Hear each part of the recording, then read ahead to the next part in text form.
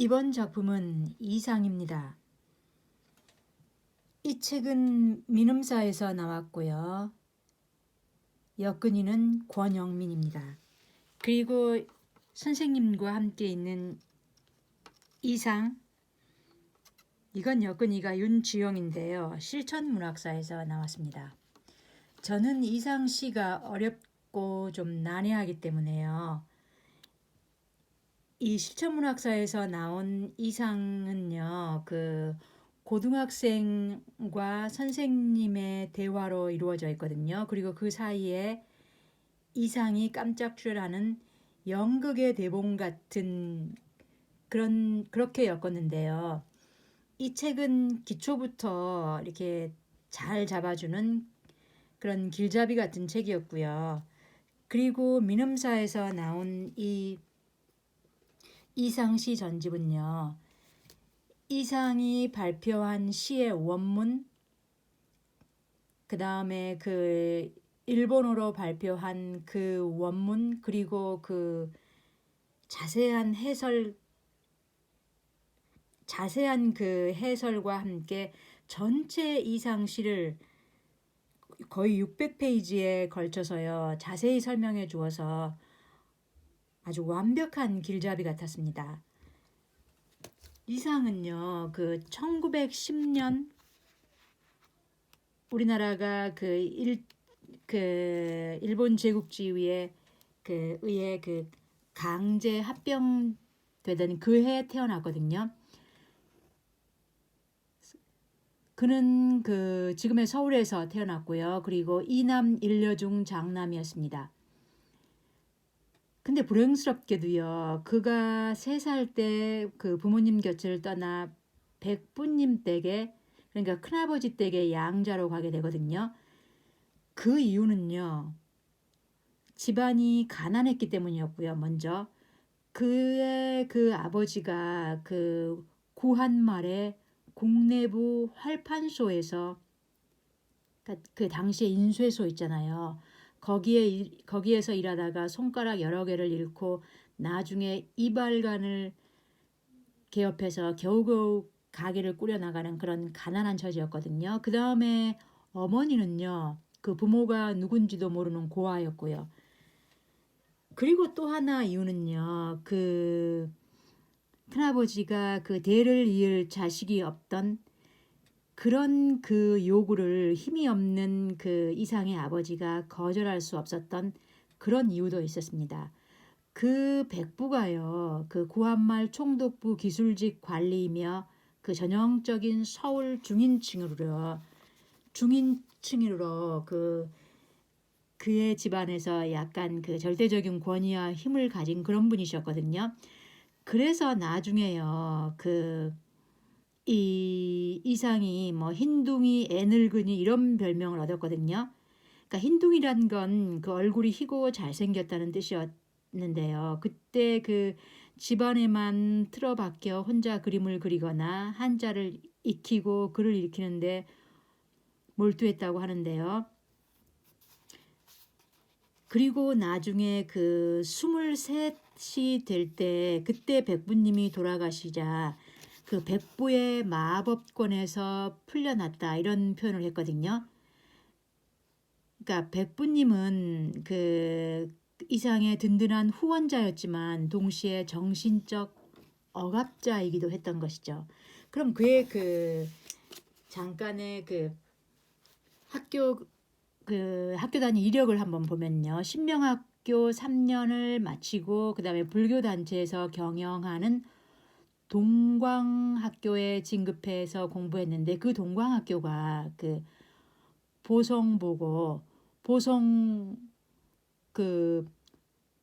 보성고등보통학교, 그러니까 보성고보였거든요. 거기에서요, 2살이 많은 시인 김기림과 그 다음에 조선 프롤레타리아 예술가 동맹 카프의 리더가 된 임화 있잖아요. 그들을 만나게 되고요. 그 다음에 보성고보엔 고이동이라는 한국 최초의 서양 화가인 선생님이 계셨거든요. 그래서 미술 선생님이요, 이상을 무척 아꼈다고 합니다. 근데 그 이상은 나중에요. 또 그 4살이 많은 구본웅과도 친구가 되거든요.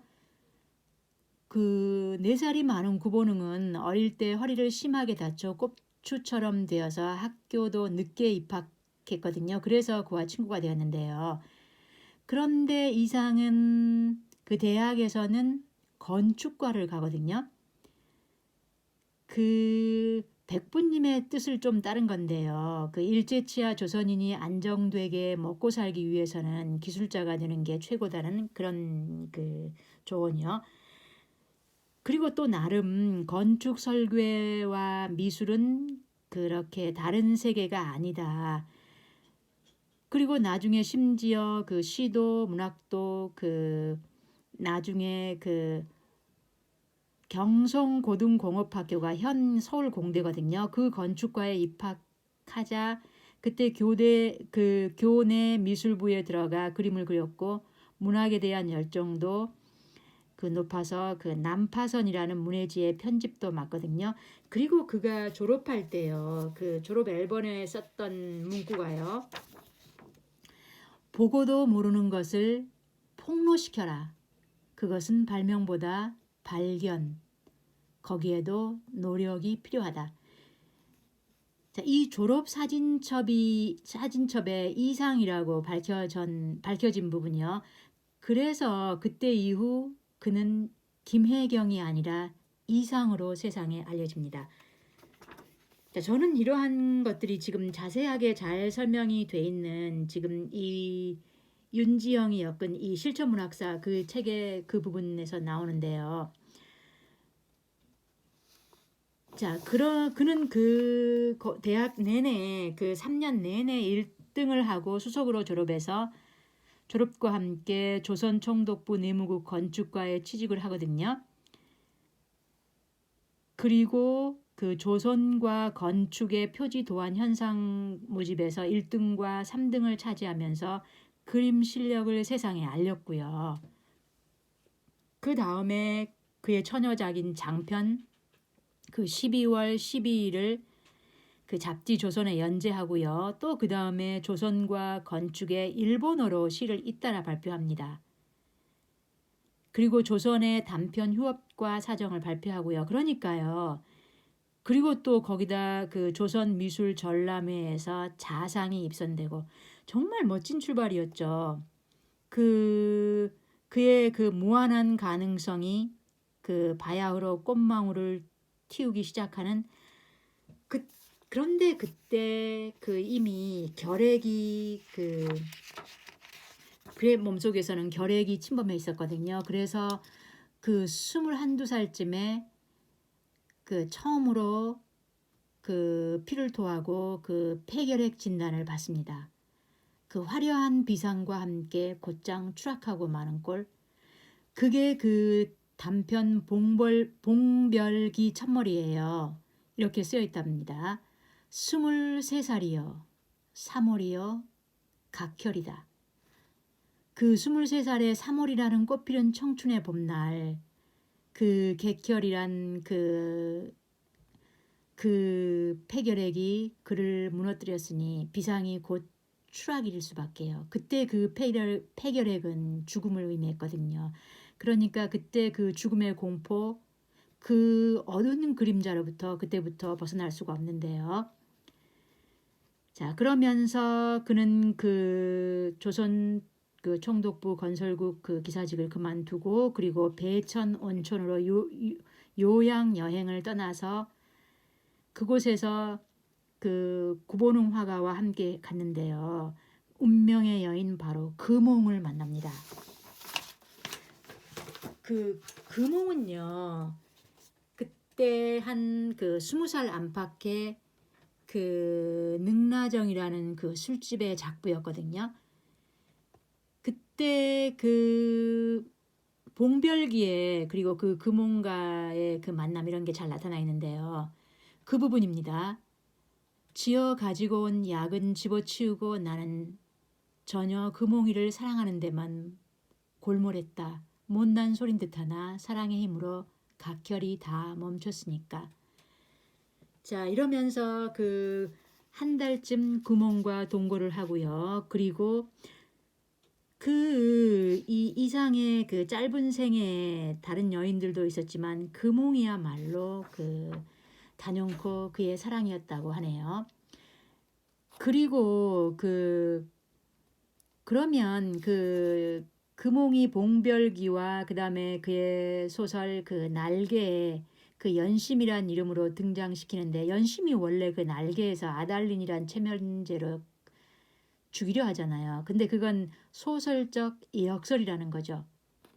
그러니까 한 연구가는요, 이 날개를 평하면서요, 이상이 금홍을 얼마나 원하고 사랑했는지를 보여주는 작품이라고 하면서요, 연심이만이 이상에게는 제일 안온하고 만만하고 안심되고 충족되는 존재이며, 그러기에 그것은 그리운 이름이고 행복의 메타포이고 누님과도 어머니와도 같은 이름이었다, 이렇게요. 그게 그 3살 때 겨우 그 3살이었는데 그때 어머니 품을 떠나 큰 집에 그 양자라고 하는 거잖아요. 그러니까 그게 평생의 트라우마로 남았을 텐데, 그 부모님이 어머니가 무지 그리웠던 그 이상은 금홍의 품에서 비로소 그 결핍이 충족되었다는 말인데, 또한 그 폐결핵이라는 병마가 몰고 온 죽음의 공포와 불안, 그리고 이따금 찾아온 자살 충동이 너무나 무서웠는데 한없이 도망치고 싶었지만 그것이 불가능하다는 절망에 부닥치곤 했는데 금홍의 품에서 잠시나마 그걸 잊을 수 있었다는 거죠. 그 공포와 불안과 절망이 어느 정도였는지 그가 그 20살 때 발표한 12월 12일에 그 그 대목을 한번 보면요. 불행한 운명 가운데서 난 사람은 끝끝내 불행한 운명 가운데서 울어야만 한다. 그 가운데 약간의 변화쯤 있다 하더라도 속지 말라. 그것은 다만 불행한 운명의 굴곡에 지나지 않는 것이다.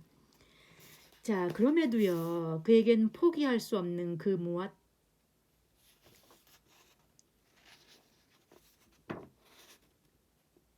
그 공포를 예술적 창조의 원동력으로 만들어버린 그 열정과 힘. 자, 그런 게 그 열정과 힘이 있었는데 1933년 배천 온천에서 금홍과 헤어져 돌아온 이후부터 죽음이 그를 낚아채가 버린 그 1937년까지 그때 그 문인들과 교류를 넓혀가면서 미친 듯이 시와 소설을 써 나갔는데요. 사실 문학을 독학으로 했을 뿐 아니라 문단 진출도 혼자 한 셈인데요. 21살 때 그 아까 그 나왔던 12월 12일, 그 다음에 그 일본어로 쓴 시 이상한 가역 반응 조감도 이런 거를 발표하면서 스스로 세상에 작가임을 알렸거든요. 그리고 백부님이 돌아가신 그 다음에 금홍과 만나고, 그리고 또 그 친구 그 구본웅이요. 그 소설과 그 박태원을 소개하는 것을 시작으로 구인의 멤버들과 그 주변의 문인들에게 이상의 존재가 각인되었고요. 그리고 그 자신이 개업한 그 다방 제비가 그런 작가들이 모이는 하나의 아지터가 되었는데요. 그런데 그 나중에 그 바로 금홍을 불러들여서 금홍이 바로 그 다방의 마담이 되고, 그리고 이제 그 조선일보 아까 조선중앙일보의 학예부장인 소설가 이태준에게 소개되면서 그때 그 유명한 그 스캔들 그 오감도 있잖아요. 그 오감도가 발표되는데요. 그게 그의 나이 25살. 자, 이건 정말 큰 사건인데요. 자, 어느 정도였었냐면요.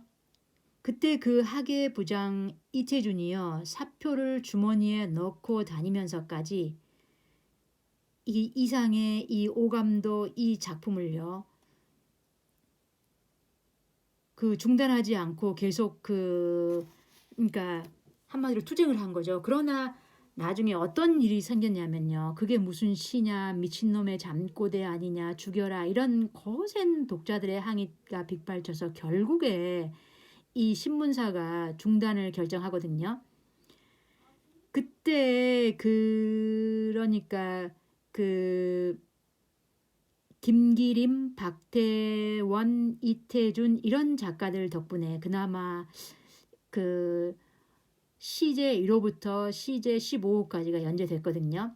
그 시제 그 1호가요. 13인의 아해가 도로로 질주하오. 이걸로 시작해서 15호 나는 거울 없는 실내에 있다. 이걸로 끝이 나버린 거죠. 자, 그런데 이 오감도 스캔들과 함께요. 바로 이상이라는 이름이 사람들에게 지울 수 없는 인상을 남겼고 그 다음에 그 후 그의 창작 열정은 더욱 뜨겁게 불타올랐고요. 그래서 그 단편 지주회시 그 다음에 날개가 발표되고요. 자, 그러면서 또 그 구본웅의 계모의 이복 동생인 변동님과 정식으로 결혼까지 합니다.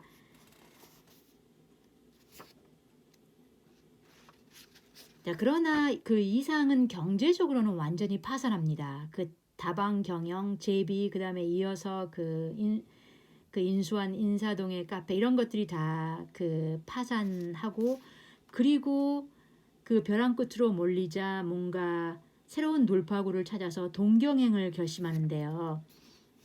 그리고 그 동경행을 감행한 그를 두고 그 한 연구자는 이렇게 말합니다. 수심도 모르고 덤빈 한 마리 나비. 그 나비는 멋모르고 현해탄을 건넜고 금방 공경에 처했으며 다시 돌아오지도 못한 채 무참히 파멸하고 말았다. 이렇게요. 그가 그 동경에 도착하고요. 그 김기림에게 여러 차례 편지를 보냈는데요. 그 편지의 한 대목입니다. 기림형 기어코 동경 왔소. 와보니 실망해요. 실로 동경이라는 데는 치사스런 데로 우려. 편지 주기 바라오. 이곳에서 나는 빈궁하고 고독하오. 자, 이렇게 가자마자 동경에 대해 그 거부감부터 느낀 셈인데요. 그 일본이 수입한 서구 군대 문명의 천박성의 단면을 꿰뚫어 본 거죠. 자, 그러면서 그곳에서 신들린 듯이 글을 써내려가는데요. 시, 소설, 수필 가리지 않고요. 실화, 동해, 종생기, 그리고 그 수필 권태. 자, 이러한 것들이 그때 쓰여지는데요. 자, 그러나 그가 그 동경 거리를 혼자 헤매고 다닐 때 그 일본 경찰에 체포되는데요. 그 불령선인 그때 그 불량 혹은 불온한 조선인이 어쩌고 하면서 붙잡아 갔는데요. 그곳에서 그 34일간이나 그 차가운 지하 감방에 있다 보니 그 폐결핵이 극도로 악화되고요. 결국에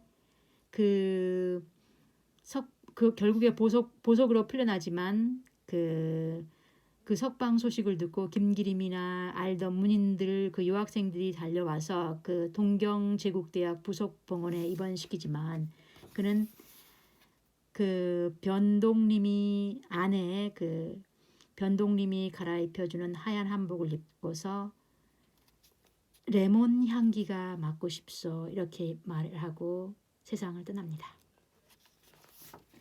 자, 이렇게요. 그 저는 이 부분에서 그 이상의 그 처음 국문으로 썼다는 그 시를 먼저 한 편 이 부분에서 한번 읽어보겠습니다.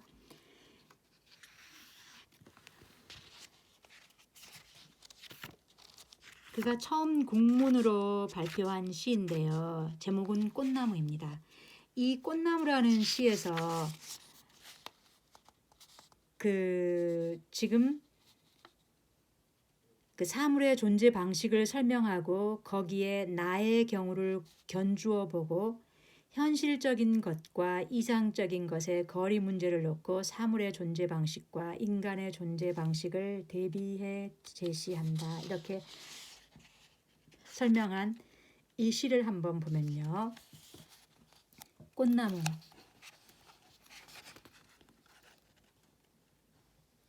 벌판 한복판에 꽃나무 하나 있어. 근처에는 꽃나무가 하나도 없어.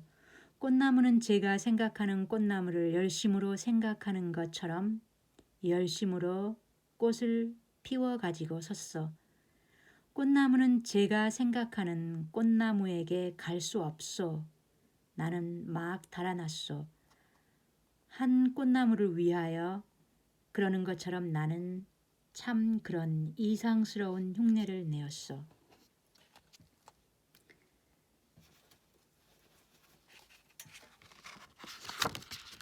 자, 이상의 이상시의 키워드를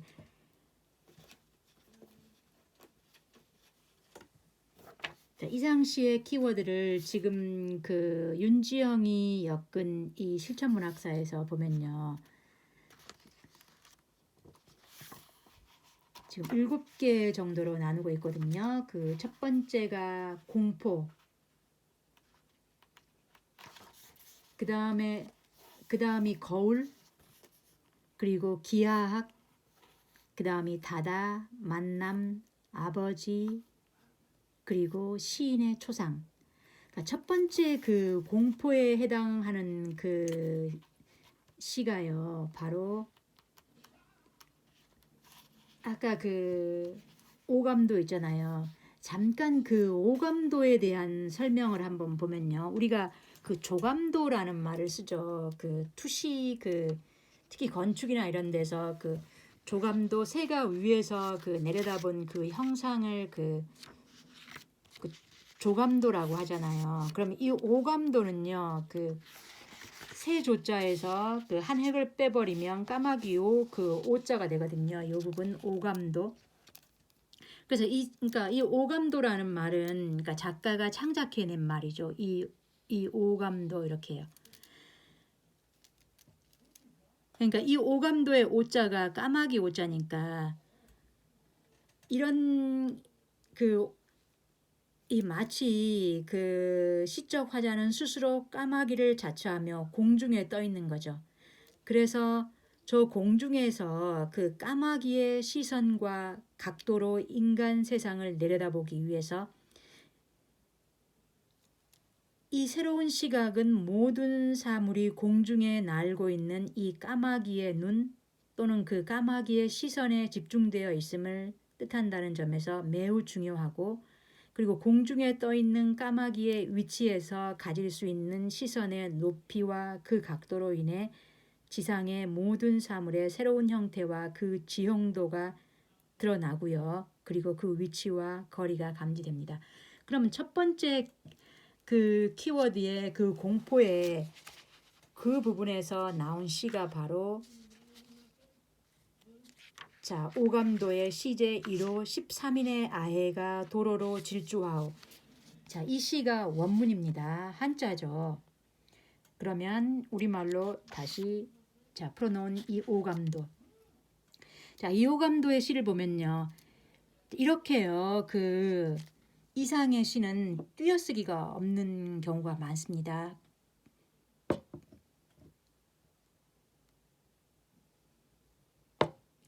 (13인의) 아이가 도로로 질주하오. 길은 막다른 골목이 적당하오. 제1의 아이가 무섭다고 그러. 제2의 아이도 무섭다고 그러. 제3의 아이도 무섭다고 그러. 쭉 내려가다가요. 제13의 아해도 무섭다고 그러. 다른 사정은 없는 것이 차라리 나았소. 이러고 쭉 가다가요. 그 다음에 그 중에 1인의 아이가 무서운 아이라도 줬어. 쭉 내려가서요. 쭉 반복됩니다. 길은 뚫린 골목이라도 적당하오. 13인의 아이가 도로로 질주하지 아니하여도 좋소. 상당히 공포스럽죠, 느낌이요. 자, 이건 여기에 그 민음사의 설명에서 보면요. 지금 이 아해라는 것은 우리가 아까 오감도 그러면은 저 높은 하늘에서 지금 새처럼 그 높은 그 시선에서 아래를 내려다보면 그 누구라도 다 인간의 세상은 뭐든지 다 작게 관찰될 거잖아요. 그래서 이 아해가 꼭 아이를 뜻하는 것만은 아니라 이 세상 위에서 내려다본 이 세상의 이 사물들이 그렇게 다 작게 보이는 것이죠. 그래서 실제 아이가 아니라 공중에서 내려다 보이는 사람들에 불과하기 때문이고, 그 다음에 이 13의 경우도 그 숫자 자체의 상징성이 문제가 되기도 하지만 지상에 있는 그 많은 사람들을 가리킨다고 보아도 의미에서 크게 벗어나지가 않는다고 설명을 합니다. 그러면서 이 공포가 무엇인지는 이 시에 나와 있지 않습니다. 그러니까 이 공포라는 것이 읽는 독자 그 자신 각각의 읽는 독자 각각의 어쨌거나 이 작품은 이 작가의 손에서 떠나버리면 그 독자 자신의 몫이잖아요. 그렇게 읽어야 된다는 것이죠. 그 다음에 이제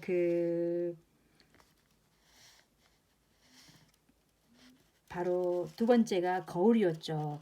거울은 의미하는 것이 자기 응시, 자의식, 과잉, 대립, 대칭, 불안. 자, 이런 것들을 상징하는데요. 특히 거울은 우리가 보면 시적 상징이 매우 풍부한데, 그러니까 바라보는 나와 그 다음에 그 거울에 비친 나, 그러니까 둘이면서도 결국 하나, 또 하나이면서 둘이라고 해도 좋고, 그러니까 거울 앞에 서서 자기 응시를 하다 보면 그 자아의 대립과 분열, 나아가 어떤 소외감이나 불안을 저도 모르게 느끼게 마련인데, 그 거울을 통해 자기를 너무 의식하다 보면 그 자의식의 과잉 상태가 되기도 하고, 자, 그러한 그 설명이 바로 두 번째 그 거울인데요. 그 거울부터 한번 읽어보겠습니다. 거울 속에는 소리가 없어. 저렇게까지 조용한 세상은 참 없을 것이요. 거울 속에도 내게 귀가 있어. 내 말을 못 알아듣는 딱한 귀가 두 개나 있어. 거울 속에 나는 왼손잡이요. 내 악수를 받을 줄 모르는 악수를 모르는 왼손잡이요. 거울 때문에 나는 거울 속의 나를 만져보지는 못하는구려마는 거울이 아니었던들 내가 어찌 거울 속의 나를 만나보기만이라도 했겠소. 나는 지금 거울을 안 가졌소마는 거울 속에는 늘 거울 속에 내가 있소.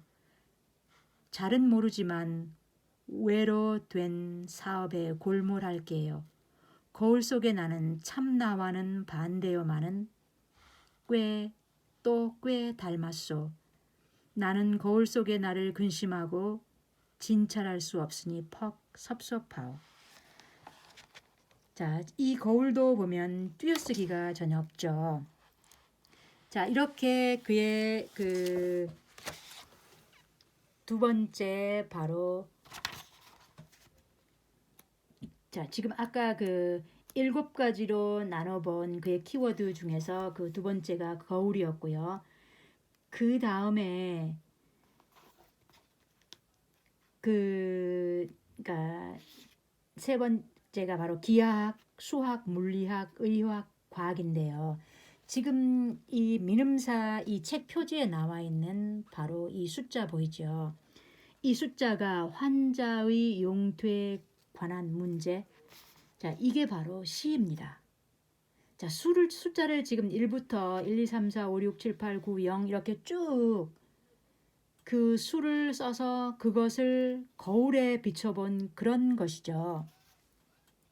자, 이 시를요, 그 한 수학 연구자는 이상의 시에 나타나는 수학 기호와 수식의 의미라는 평문에서 이 숫자판 맨 위에 1, 2, 3, 4, 5, 6, 7, 8, 9, 0이라는 그 숫자는요, 한 줄씩 내려오면서 10분의 1씩 곱해지는 등비수열의 형태를 나타내고 있고요. 이걸 식으로 계속 내려가면 아무리 큰 수부터 시작해도 결국 0으로 수렴한다고 합니다. 자, 그리고요. 또 한 연구자는 이 시를 그 이상의 폐결핵과 관련시켜서 해석하기도 하는데요. 그러니까 환자, 진단, 의사 이런 단어가 등장하잖아요. 그래서 이 연구자는 그 이상이 건강한 한쪽 폐를 숫자 1로 그 다음에 병든 폐를 숫자 0으로 표시했다고 보고 그 병의 상태가 점점 악화되고 있는 것을 0으로 그 0으로 수렴되는 수식으로 표시한 것으로 볼 수 있다고 하는 거죠. 자, 그 다음에 바로 또 이 그림을 한번 보면요. 자, 이 그림이거든요. 자, 이 그림에서 자, 이게 오감도 시제 5호에 나오는 자, 여기에서 그 익은 불서 목대 불도 이것은 그 날개가 커도 날지 못하고 눈이 커도 보지 못한다는 그런 뜻이거든요. 이 말은 원래 그 장자에 나오는 그 익단 불서 목대 불도 날개가 부러져 날지 못하고 눈이 커도 보지 못한다. 이것도 그 한자의 한 글자만 바꾸거든요. 그러니까 지금 22살의 그 폐결핵 진단을 받고 그 자신의 절망감을 표현하는 것이라죠.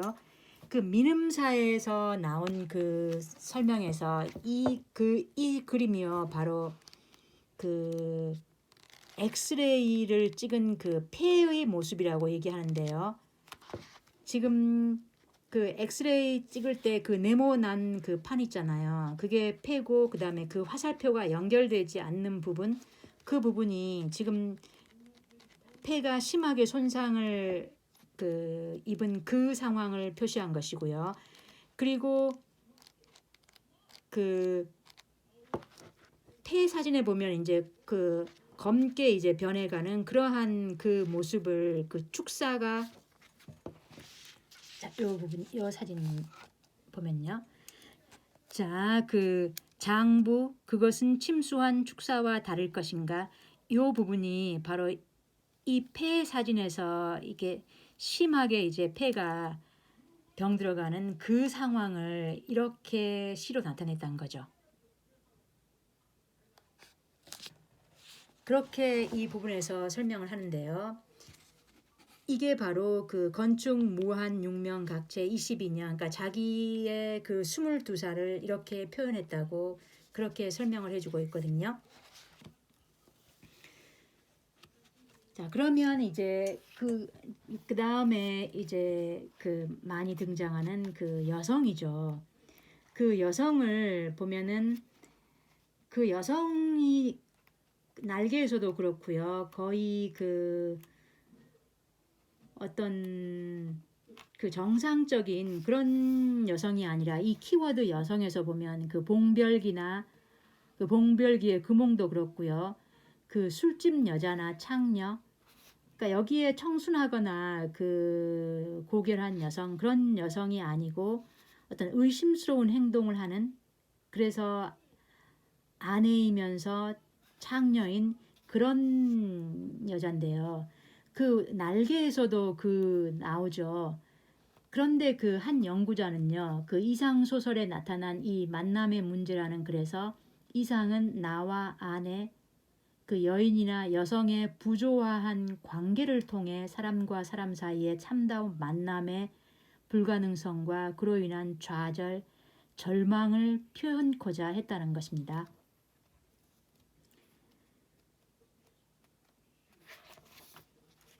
자, 그럼 여기에서요. 그 이상이 시도한 것이 지금 그 실천문학사에서 보면은 그 연극 대본처럼 이렇게 두 사람의 대화글인데 그 깜짝 그 이상을 출연시키거든요. 거기에서 어떻게 표현하냐면요. 바로 기존 문법과 질서의 해체를 시도한 그런 파괴자 반항하였으나 내 특유의 난해함은 파괴를 위한 무기였을 따름이고, 그러니까 내 작품의 난해성에 지레 겁먹지 말고 사심없는 마음으로 탐구해 가다가 보면 길은 열리지 않을 수 없어. 그러면 신비와 비밀로 가득 찬 이상하기만 한 이상이 아니라 너무도 삶을 사랑했기에 때론 아파하고 절망하고 몸부림친 한 인간을 만나게 되어 있어. 이렇게 표현하거든요. 자, 그래서 저도요, 이 이상시를 계속 이렇게 읽어보니까 정말 난해함이, 난해함을 이유로 그동안 가까이 하지 않았었는데, 읽어볼수록 너무도 삶을 사랑했기에 때론 아파하고 절망하고 몸부림친 한 인간, 그런 모습이 이 두 책을 읽으면서 강하게 느껴졌습니다. 자, 그러면요. 민음사에 보면은 이상의 시들이 너무나 아름다운 시들도 많고 상당히 파격적인 시들이 많았었는데 시간상 다 읽을 수는 없고요. 그러면 이 날개 부분의 앞과 끝을 읽고요. 이번 북 리뷰를 마치겠습니다. 날개. 박제가 되어버린 천재를 아시오. 나는 유쾌하오.